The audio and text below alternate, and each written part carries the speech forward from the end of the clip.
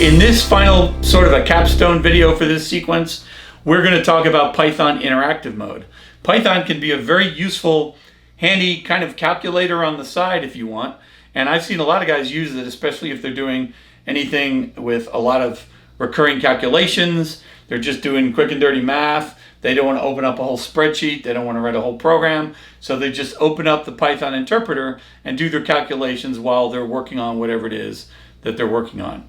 So it's kind of a neat tool. It's a high-powered calculator, if you will, and it's actually pretty cool. So we will see that, and we'll take a quick look at it. We're not going to spend a lot of time on it, and that will complete the Python series. Okay, for this program, we're not actually going to write a program. We're going to talk about Python's interactive mode.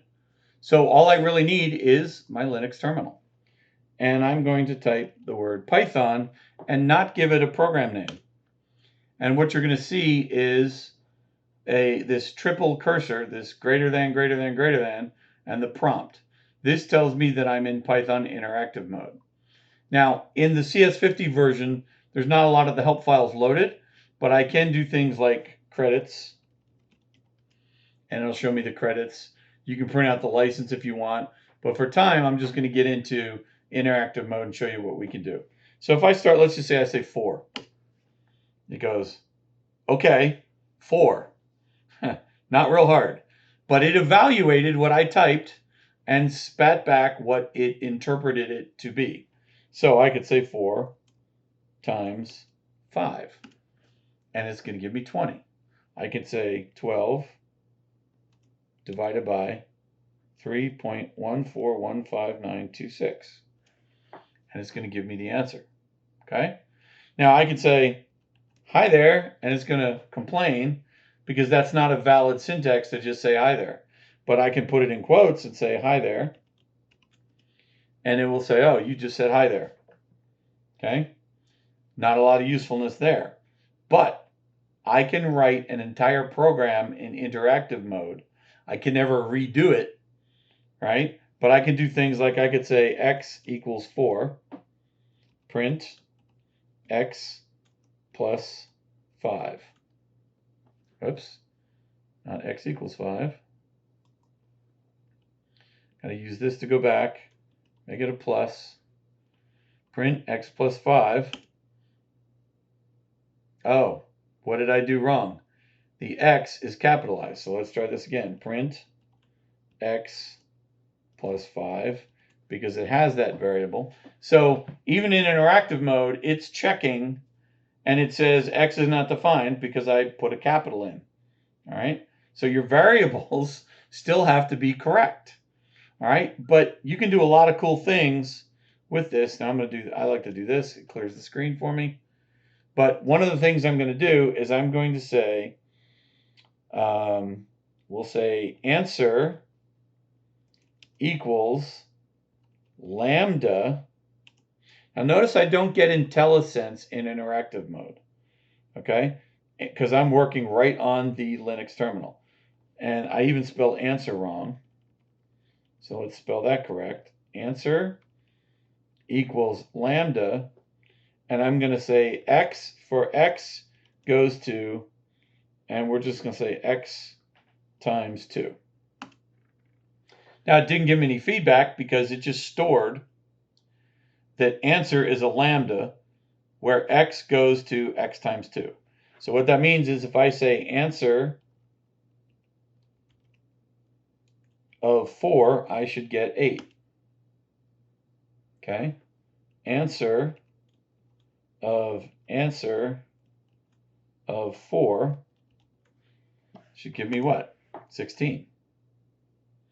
Again, a cool use for lambdas, because if I have a rather complicated calculation that I'm doing over and over and over again for some data research, I can just put it into a lambda in interactive mode and then put the value I want in and make those calls over and over again.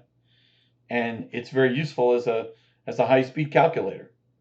So interactive mode is just that. I am interacting directly with the interpreter. So now if I say x, it knew x was 4. So I can say answer of x. It's still remembering what I put in there. Now let's reassign x. Let's say x equals 1024. And now I call answer of x 2048. So no matter what I do until I reset this, it's going to keep in memory what I've done so far. So it really is a decent utility if you're doing a lot of quick and dirty calculations and you don't want to go ahead and write a whole program, but you need the interactivity and the fast calculation capabilities of Python.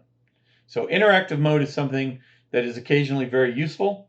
It's very powerful. You've got the full ability. I mean, I could literally type an entire program in and it would run by putting it in one line at a time, including compound statements, but it's tricky and you can't go back and edit it. So you're really going to use interactive mode for very short bursts of calculations that you need it to use. But that is definitely worth seeing. That is interactive mode in Python. So hopefully you've had a good look at the interactive mode of Python. It's kind of cool. It's useful in some domains. And if it works for you and it helps you out, it's right there for you. Once you've got Python installed, it's always at your fingertips. This completes the Python series for now. I will always be adding videos to the end of this. They'll be more subject specific and bring out things that maybe I think we need to augment a little bit further. But that'll do it for the Python sequence.